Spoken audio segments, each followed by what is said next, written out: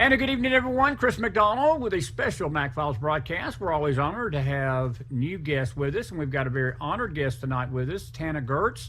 She is the national advisor for the Trump 2020 campaign and also a national advisor for the Women's for Trump movement. They had a great event recently here down in the great state of Florida, which is to my south, and I want to just stop being a bad host and welcome Tana to the program. I got your name right. No, thank you so much for having me. That was a challenge right off the bat there. No, seriously, it is so good to have you. We're very honored tonight. Our audience is honored to have you, and anything that with anyone associated with President Trump and helping him get reelected, we're just grateful to have you. But I want to tell you, we're just a big fan of what you're doing. Thank you so much for being with us tonight.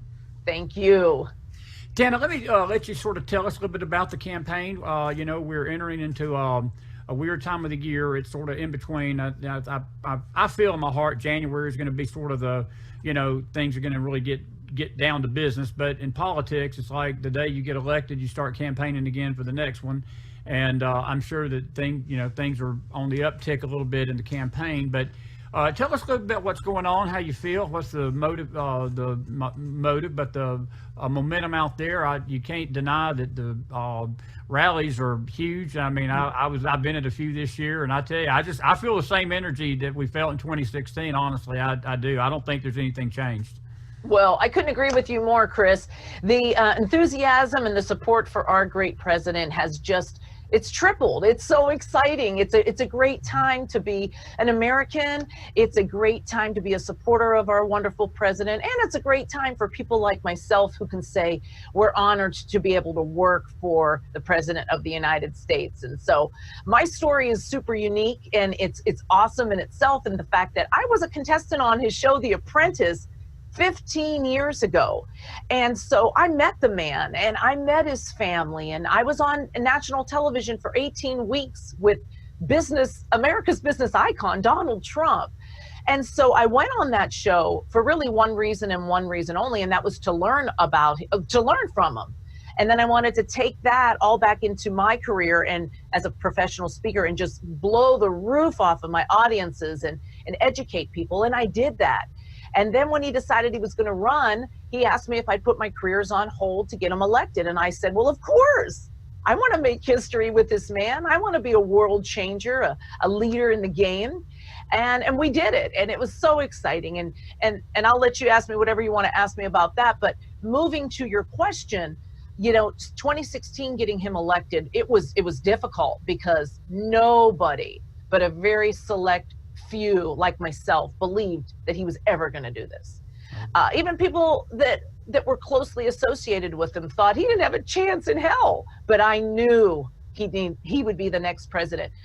Here in my office, I got an article that I wrote, I think it's right there, 2011. Somebody said, do you think Trump would ever make a good president? And I said, he'd be fantastic. And that was in 2011, and it wasn't even on his brain, or it wasn't on my radar. And lo and behold, here we are. So the enthusiasm was exciting going and being a part of that in 2016. But now, wow, people are motivated. People are energized. People are making more money. People are back to work, and they love our president. Absolutely, they do, and the only groups that don't, Tana, are people that hate our country. I'm just going to be blunt with you. They're the people that do not love the president and what they're doing and what he's doing for our nation. It's all about politics, and that's one of the ugliest dynamics of this nation right now. And it's got to, look, I know you're right there in the middle of it, but for us out here in Middle America, us out here in the heartland, look, it repugnates us too. Look, I've seen the man. I don't know him like you do. I would love to meet him one day, shake his hand. But look, I look at this from I'm an old Southern dude, just one of these sit on the porch with you, have a cup of tea. And we look at these things a little differently than New York, LA, and the big cities do. And, I look at the enthusiasm of the country and the morale. And we've never had a president that has pulled for us. We have been talked down to for so many decades and told that America's bad. We're bad for believing in conservative values. We're bad for having faith. We're bad for believing we want to just simply protect our right to bear arms. We're horrible bigots for, we don't want perversion and things being taught to our 2-year-old child or 5-year-old at first grade. And it's not that we judge anybody, but there's just certain things that we believe we as parents have the choice to decide what we want our children to know. That's not being a bigot. That's not being racist. That's not being anything. And, you know, I just, he's given up so much. And look, I firmly believe there was both a spiritual element to his election and a political one. I think the spiritual element maybe even be more intense of how the Lord directed him to run and so forth.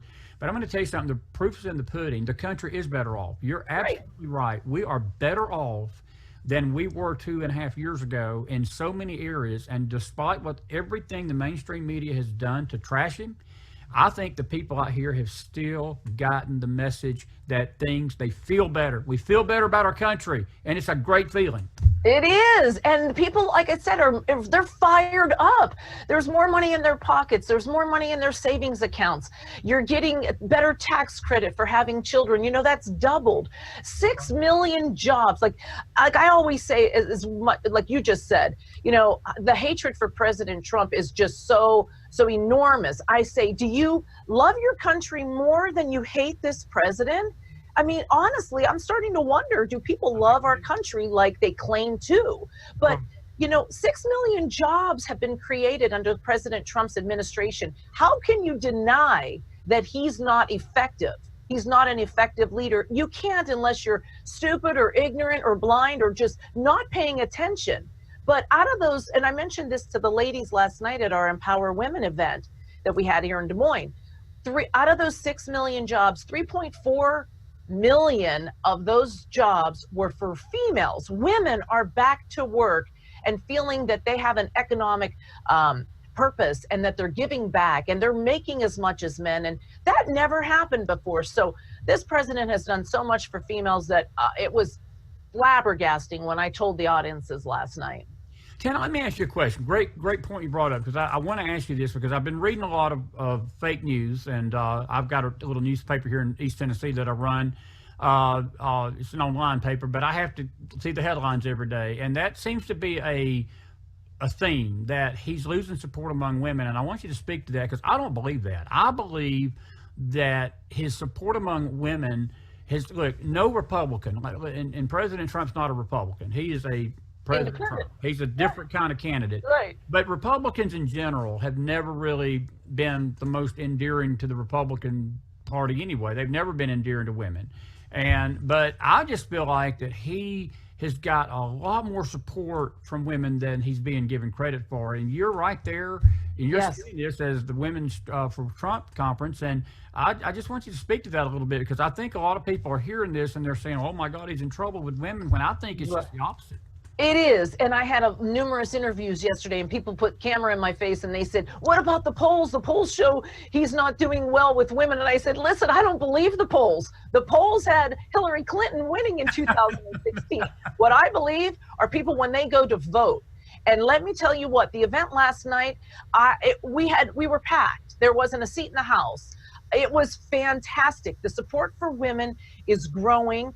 There's a lot of secret voters that, you know, don't want to profess their unapologetic love for the president like I do. So I had to share some personal stories with these ladies about how great he's been to me, to my family, to my daughter, who's a scientist going to college, studying STEM. I mean, he's given over $200 million to technology and grants for females that want to study in the STEM industry. That's phenomenal. What he's saying is, I want you ladies out there educated, smart, bright, successful, working in the working force. So here's money, go do it. You've been given these brains, go use them. And you know, I have a 21-year-old daughter who's doing exactly that, because our president says, you're just as qualified as any man, go do it, make money, be successful. And so the response on the ground here in Iowa, we are a battleground state. We are the first in the nation. Like, this is where it happens. If you want to be the president of the United States, you have to win Iowa.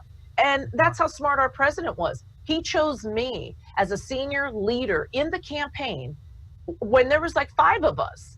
And he put me in a position of power because, not because I was a woman, not because, but for one reason and one reason only, because I was effective.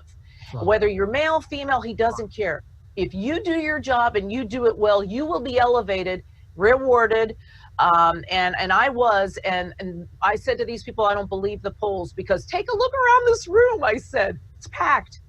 And so what I shared with these ladies, Chris, is I want women to be able to stand up in front of their friends, in front of their coworkers, their peers, their groups, and not be ashamed and not be silent anymore and say, I support the president.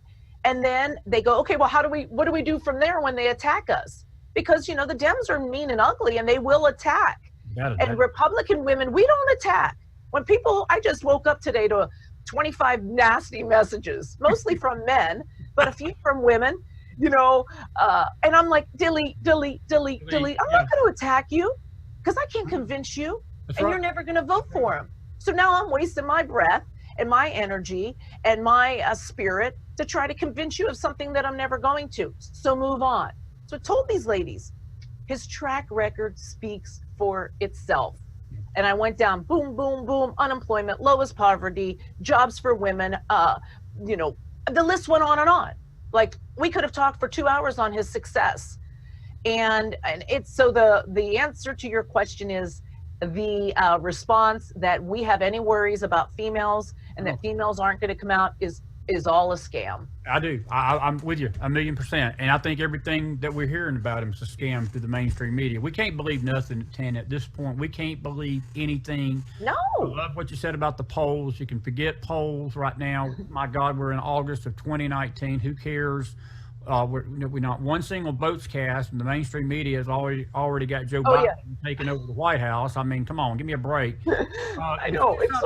As you were talking, it's something struck me, and there were two earmark moments in 2016, I think, for President Trump. I'll give these to you, and it sort of ties into the woman vote and the empowerment that I sense that, you know, he's given women right now. And the first moment was during, I think it was the second debate, and abortion came up. Yes. And the interviewer basically put it out there about late-term abortion, and Clinton, Hillary, you know, basically without blinking, without blushing, without even hesitating, the guy clearly asked the question. He said, do you have a problem with killing babies? Or they asked a question about, are you okay with late-term abortion? And Hillary said, yes. And President Trump turned to her, and he literally framed the question again to her, and he said, are you telling me that you don't have a problem with killing a baby in the third trimester? And she looked at him and said, no, I don't. And when he turned to that camera, Tana, and he said, well, I do. And I'm going to protect life. I'm going to tell you, I was sitting in a living room and watching this, and I never will forget, I fell out of my chair on my knees right then. I did. And I began to weep. And I felt the election that night turned, because all the momentum was hers up to that point. Yes. But the election turned that night. And then on the deplorable comment, yes, but the other moment in that campaign that was powerful was when he went to the black community about 2 months before we cast votes. I remember this. Never will forget the speech. And he turned to the black community and he said, guys, listen. He said, you've given these race baiters, and I'm paraphrasing you, Mr. President, if you're watching, I know this wasn't a quote, I'm paraphrasing you. But he said, if you give the race baiters, you've given the race baiters and all these leaders this opportunity, all these years, and what have they gotten you? Where have you gotten? You've got nowhere. And he said, just give me a chance. Take a chance on me. Take a chance on me. What do you have to lose? What have you got to lose? I remember that. What have you got to lose? And you know, those two moments have always stuck out to me as being earmark moments. And I think the other moment was, again, that he did not allow the Democrats to saddle him with this war on women junk that they saddled all the other elections. And he stood up and he said, we don't have a war on women. We're going to empower women. And Tana, he had one of the most diverse cabinets, diverse administrations with as far as women go. He does now. Exactly. He has more women working for him than men, I believe. And you know what? I still have the shivers, the goosebumps when you talked about that moment when he professed that he was pro-life. Exactly. I was doing Media Hit at the time, and I was at the debates. I was at a party where the debates were doing a hit, and I remember just going, yes. Like, up to that point, I mean, I had known he's pro-life because I met him, and was with him for all these years and had a relationship with him for 14 years up to this point. So I knew his love of being a father and his love of children and his love of life. And I knew he would protect the unborn, but he hadn't said it yet. Right. And on that moment, I'm like, it was like, the heavens opened and he just did it. And at that point, and I'm not a political junkie, but at that point, I cannot recall any other politician ever touching that stick of dynamite. Like, that was taboo. Like, whoa, I'm never going to talk about what a woman can and can't do because I'll get attacked. Like, and he didn't care. He didn't care about the votes at that time. He cared about protecting the unborn and letting the world know I am pro-life. And I will always speak for the unspoken that can't speak for themselves. And I was so proud of him. And I believe that was a game changer. And I think it's a game changer now. And I'm going to tell you what you just said. That's why I love him to this day. He don't care about the votes. He's not pandering to political parties. He's pandering to the American people. He cares about us out here. Look, I've been to, as I said, 3 or 4 of his rallies this last couple of years. And there is something about the energy in that crowd. And I've never seen a president in my lifetime, and I would say that Reagan was my first, because I was a sophomore in high school when Reagan got elected. My first election I ever voted in was '84, when he shellacked Mondale and won 49 states. And so Reagan was always my vision in my mind of a conservative president. Never was a big fan of the Bushes. Never was a big fan of, certainly not Clinton. Bush Jr. for a moment, a little bit after 9/11, I felt like that, he did the best he could. I was never a big fan, but this thing, when we went through the 8 years of Obama, I had never been as disturbed for my country as I was during that time, and to listen to President Trump from the day him and Melania walked down them escalator there in Trump Tower. I'm telling you, I was on the Trump train immediately. He came to Knoxville, and my now senior, but it was a couple of years ago, it was back 3 or 4 years ago, and we got to see him in person. And Tana, I'm telling you something, I've never seen energy like this. I've never seen energy in a man like this. I've never seen enthusiasm for our country. And again, like I said at the beginning, it's just a refreshing thing to have a president that is for us. He's not for anything else. He's everything he does. The tariffs, the trade policy, the regulations, the bringing the jobs back to the industrial states, bringing the coal mines back. The war on the babies. He's going after the abortion issue. He's going after everything that's a stick of dynamite. Everything that the terrorists. What about the terrorists? That's right. No president has ever been like, heck no, you're not coming into our country and bombing us or attacking us or having mass shootings. Heck no. Nobody has ever stood up for the United States of America like this man. So I know his heart. I know that it's not just about the vote. It's about what's right, because at the end of the day, he's the one that's got to, lay his head down at night, and he's the one that's got to meet his maker when his time is up. And you are so right about the energy and the enthusiasm at a Donald Trump rally. I've been there. I warmed up the rallies for him in numerous states. Every rally in Iowa, the energy and the enthusiasm and the excitement is so electrifying. I cannot get enough of it. That's why people, Americans will get in line and sleep in the rain and the concrete for 3 days in advance. I mean, if you think about it, I say to people all the time, who's your favorite musician? Let's say somebody says, U2. Okay, would you ever in your life go to a U2 concert and sleep out in a chair in the rain, in your soaking wet clothes with no food, no drink, and wait 3 days before getting into the concert? Heck no. If I can't get VIP seating, VIP parking, if I can't get, well, not in a suite, but I do like a suite, but if I can't get all these things, I'm not going. And here are these people, they love it so much. They love him so much. And when I meet him and when I get to introduce the president, when I used to be able to introduce these great Americans to our candidate at the time, they just want to shake his hand and say, thank you, I love you so much. Well, now that he's the president, everything's changed and you can't get up to him and do that. But He gets the letters that people send. I have people sending me packages, and then I forward them on. I mean, he's getting blankets and letters and pictures and packages and marbles. You know, you can't imagine what people have sent just to thank him, not to mention the donations. No. Why do you think he's exceeding all the fundraising goals that have ever been set out? People want to say, I don't know what to do, but can I give you $20 to say thank you and put it towards a postcard or something? Yeah, absolutely. Absolutely. It's so exciting. You can't manufacture that, and no matter how the media tries to do and say what they say, you cannot manufacture that enthusiasm. You just can't do it. It's not contrived. It's real, and I think that's what makes us endeared to him, that he's real. And you know, I get a comment every now and then from somebody, you know, that's get a little flustered about his Twitter handle. See, people like Chris that's got this dry sense of humor, and he's a little sarcastic himself. I just love it. Actually, I sit here and laugh. Yeah. I laugh every day when I pull his Twitter account up. I'm sitting here with my popcorn, with with my Coke. I am just laughing because I know that there is some liberal out there that is losing their crap Yeah. Oh my in gosh. America today over this. And I've talked to him about his Twitter handle, and he's like, no, here's the deal. That's how I reach the American people. Exactly. So if the media would do their job and report accurately what's happening, That's right. what he's doing that is in the good of the country, and if they would do their job and not be activists and they would be journalists, then President Trump wouldn't have to go to Twitter and go, hey, by the way, Scaramucci was nothing before I met him, or hey, this is what's happening in China, or hey, this is what's going on with ISIS. Exactly. You know, he has to do it.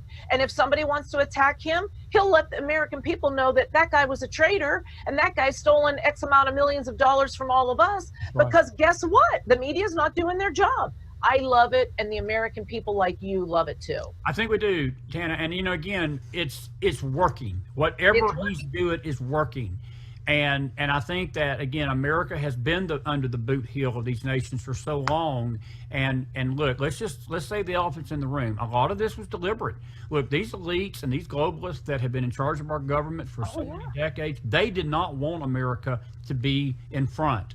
And now that we are, it is pissing them off. They don't like it at all. A lot of people are a lot poorer because Donald Trump went into the swamp and drained it. But what he didn't realize, and I didn't realize, was there's a lot of snakes in the swamp. It's taken him almost 3 years. It will be 4 years to drain that swamp, and there'll still be some snakes and eels and dirty things at the bottom. But he'll get through it. So all these people that were getting their pockets lined on our backs and on our tax credits or on our taxes, that were getting richer. He's saying, no more. We're not going to be the laughing stock of the world. And a lot of people got a lot poorer, and they didn't like it, and they got scared.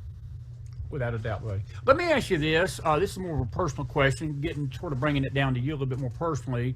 One of the things that I've admired about him also is, and you sort of brought it up while you alluded to it, was the family. I have to tell you, there's an old saying in my house, in my world, that you mess with me, but you don't mess with my youngins. You know, you can say whatever you want to about Chris, and there's a lot of things said about Chris every day. That's all right, but don't bring my youngins into it. Don't make this personal with my family. And it just seems that has been something that's really hurt my heart for him, is that some of the most nastiest vile attacks don't just stop with him.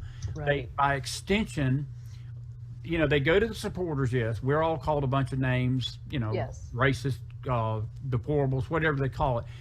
But that family element, it really grates me when they go after the children. That Barron is as precious a young man. Look, Don Jr.'s an adult. I know Eric's an adult. Laura, all of them. You know, like they're all adults, and I'm sure that they probably knew when Dad signed up for this, they knew the heat would be hot in the kitchen. I get it. Yes. But I'm going to tell you something. They're human, Tana. They're human. And they are. Got to grate on them a little bit. All this mess. There's Dad's doing nothing but trying to help the country. And by the way, folks, for those of you that don't know this, just in case you're tuning in and you didn't know this, I'll tell you, he's doing it for free. Yeah, exactly. A lot of people don't know that. He donates his salary for being the president of the United States to different various organizations.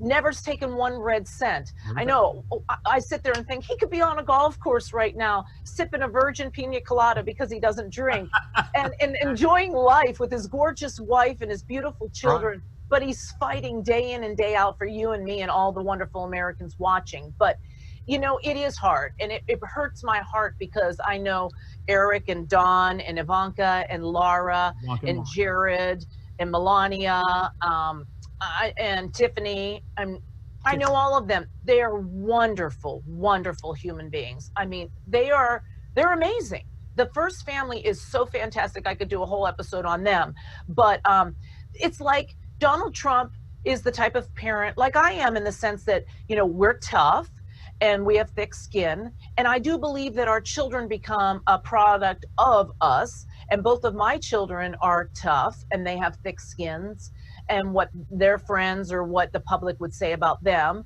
it rubs right off, you know, rolls right off their back like it does mine. But they are, and they were trained that way, just like the Trump children were. But Barron and Melania never set out for this. You know, Melania never ever expected this to be in her deck of cards, but she loves her husband, and so she did it.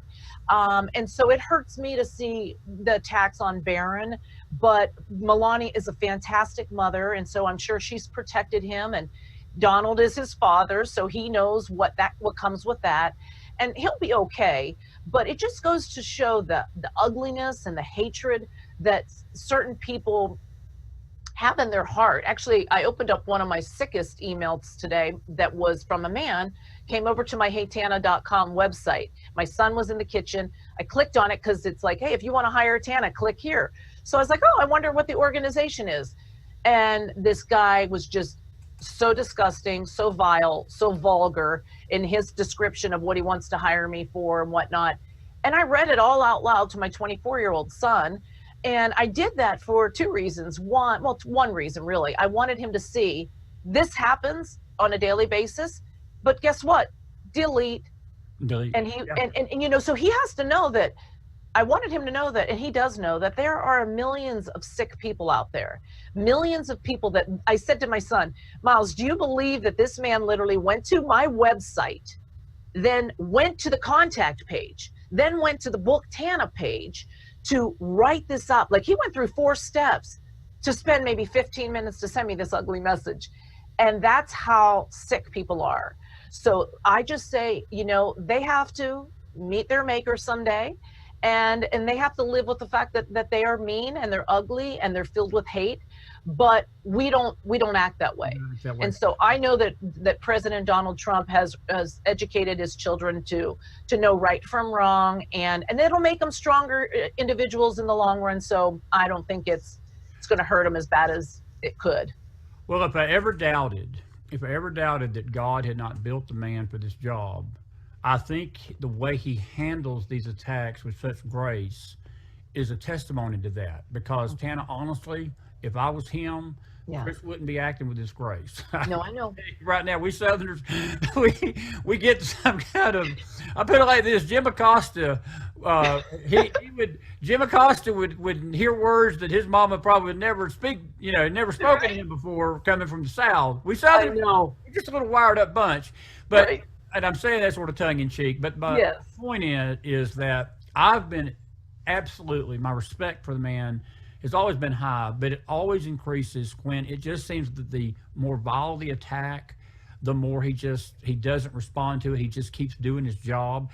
And I think that there's a part of him that I love when he's with those reporters, and he just gives it right back, but he does it in a way that you can't really say he's rude to him. Yes. He's just, I mean, he is just so direct. He's so direct. He's not letting them make the narrative. He's making the narrative for the country. He's the president of the United States.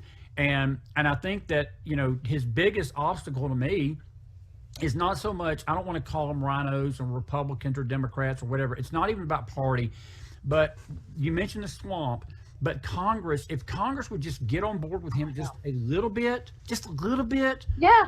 Look at what he could do. Look at what he's already done with all the obstruction, with all the obstacles, with all of the people in his way, and his scorecard is this long. Think of what he could do if Congress would just get out of the way and help this man. And that's why I go back to, Do you love your country more than you hate Donald Trump? If so, get out of his way.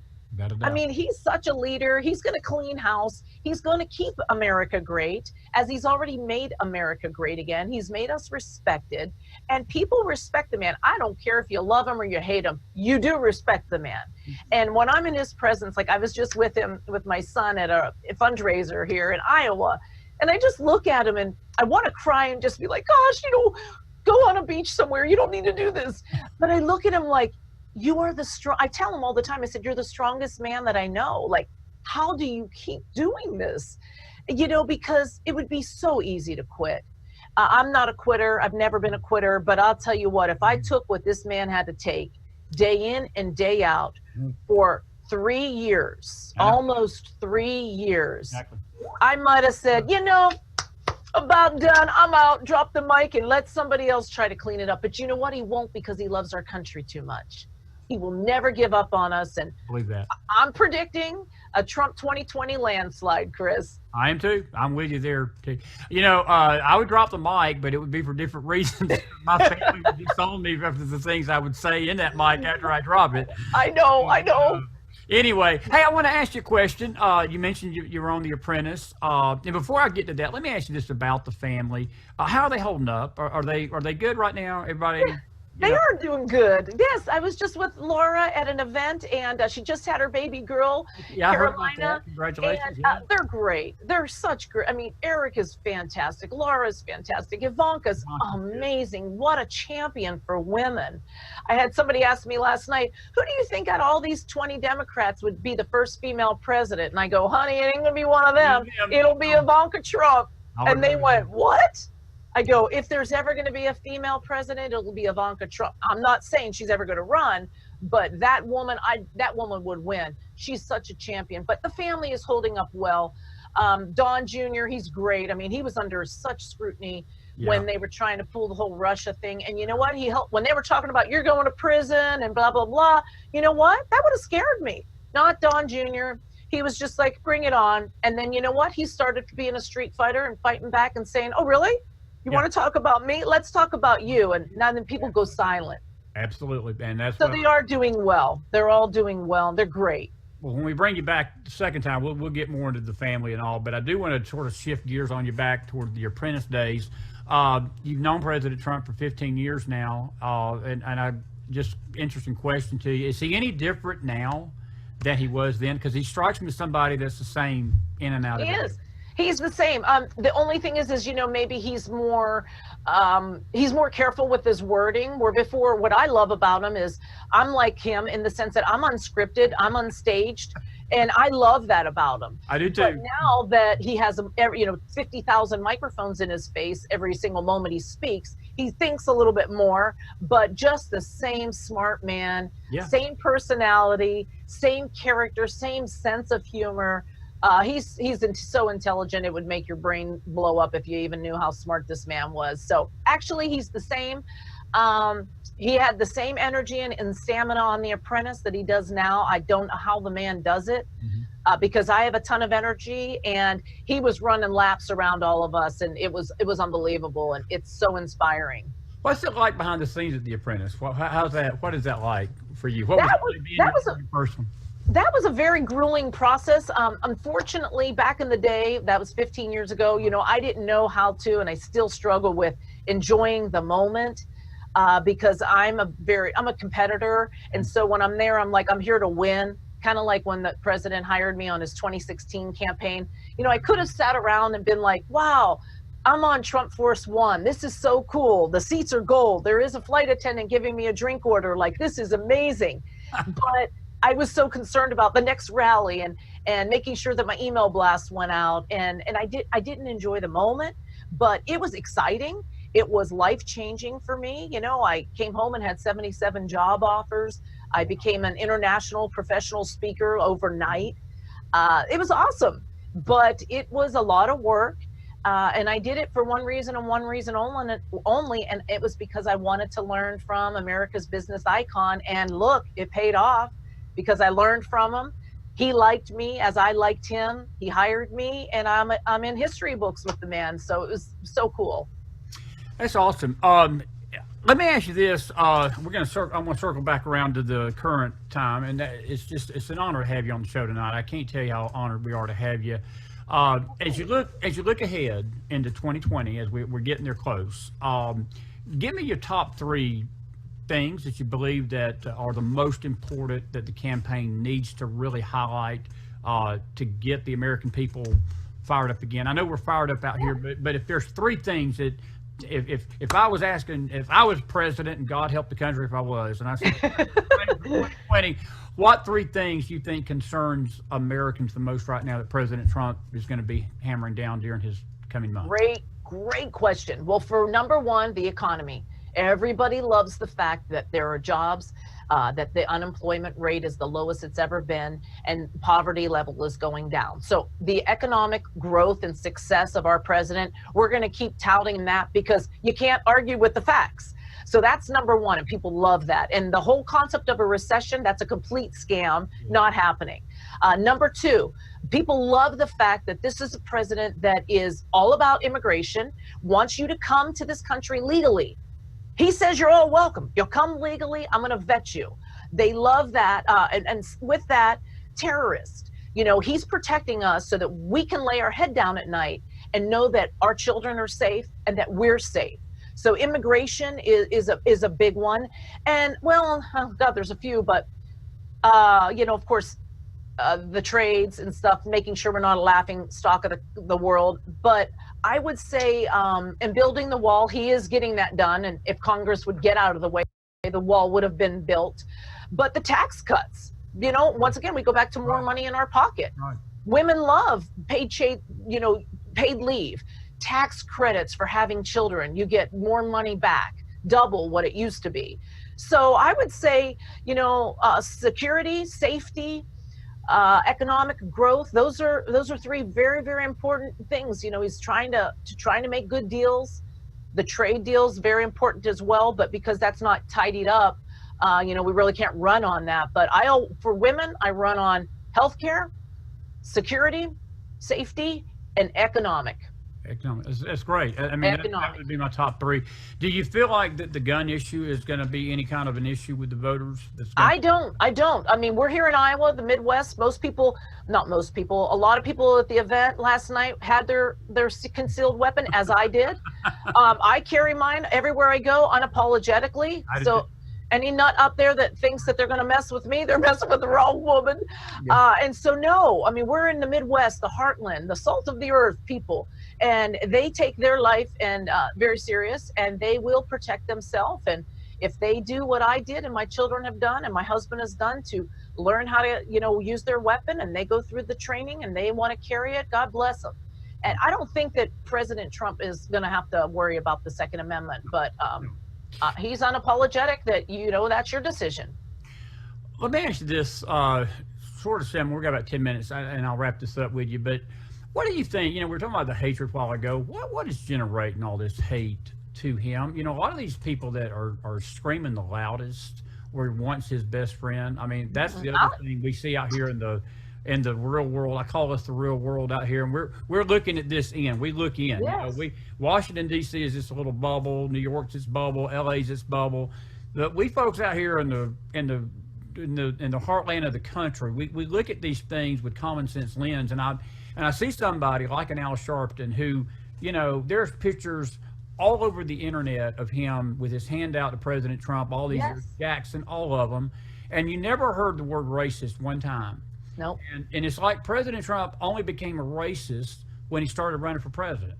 Right. And these same people that are screaming that the loudest, Tana, are the people that had their hand out for him for decades and never, ever, ever had a problem being photographed with him.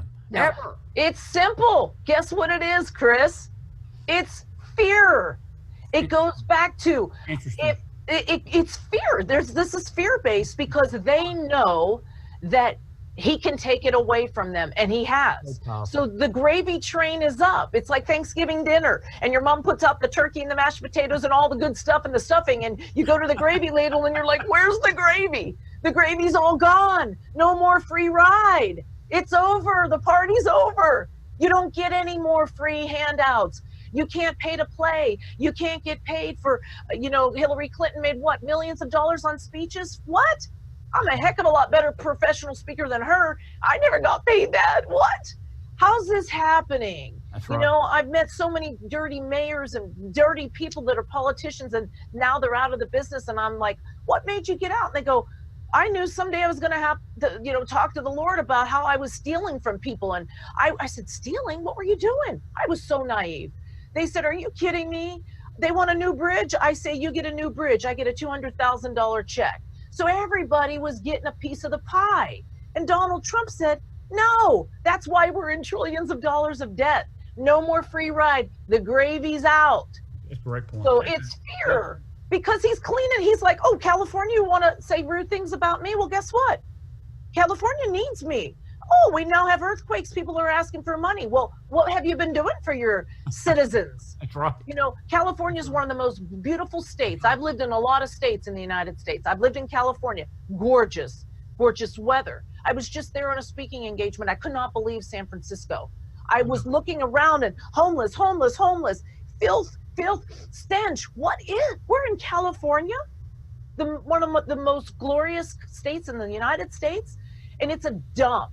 What are you doing? He says to the politicians. What are you doing for your citizens? Nothing. They're lining their own pockets. The gravy's out.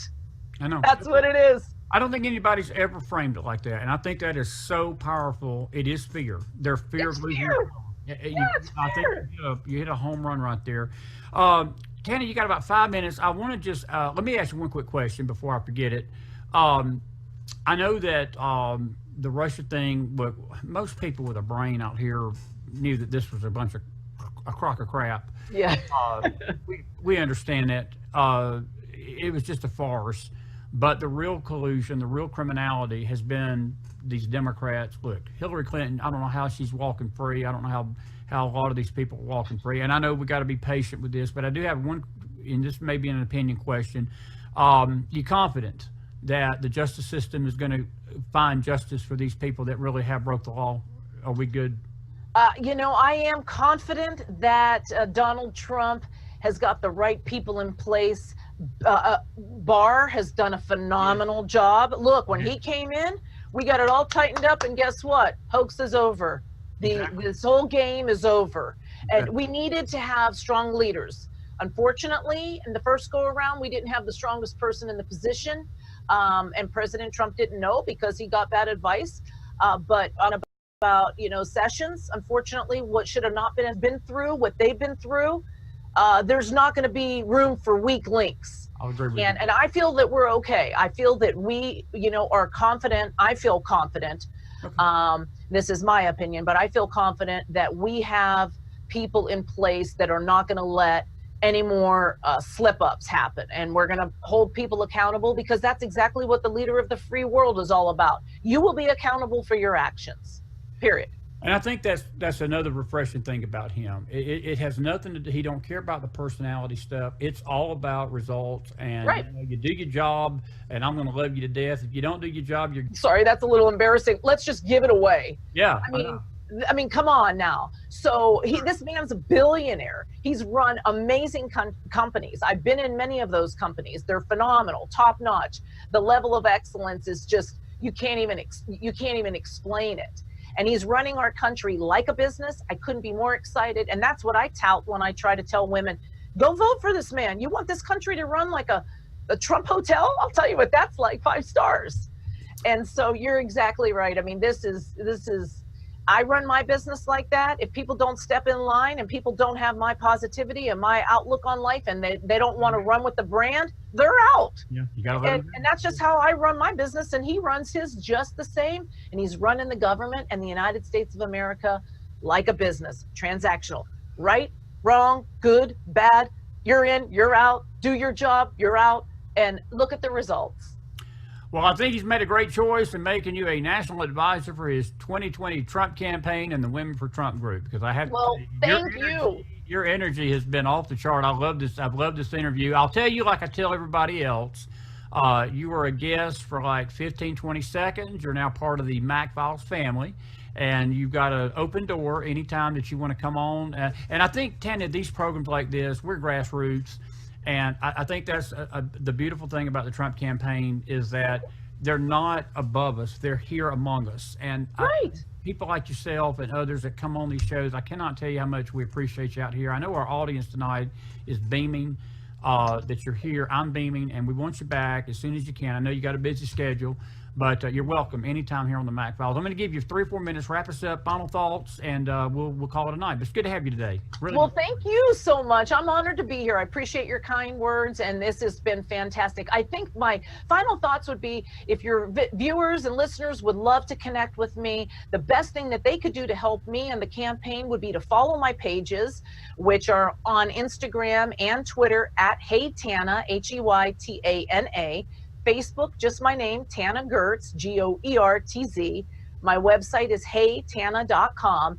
Connect with me there. And then the best thing you could do would be to share some of my posts with your network. And then we grow and get bigger and bigger and bigger. And then we become stronger with the numbers and the masses. And really, at the end of the day, we're all better together. So that'd be the best thing that you guys could do to help me and to help our President of the United States. But it's been awesome being here.